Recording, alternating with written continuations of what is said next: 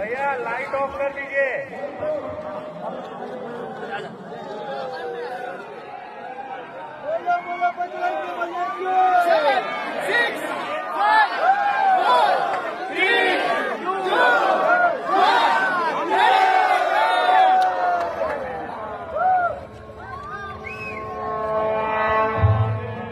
సర్వ మానవాళికి రక్షకుడు, మనకు కొండంత అండగా నిలిచేవాడు.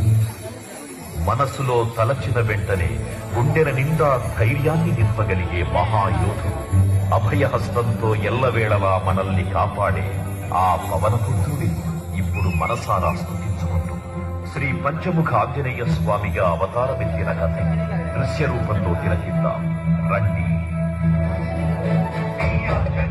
ప్రసన్నాంజనేయం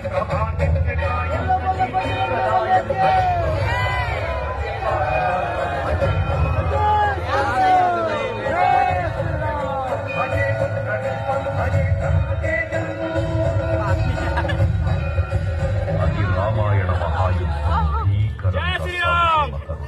శ్రీరామచంద్రుని సారథ్యం వానర సైన్యంతో విజృంభిస్తూ లక్ష్మణస్వామి తనతో పోరాటం చేస్తున్న రావణుడి కుమారుడు ఇంద్రజిత్ తలని బాణంతో ఒక్క వేటుతో వేరు చేశాడు.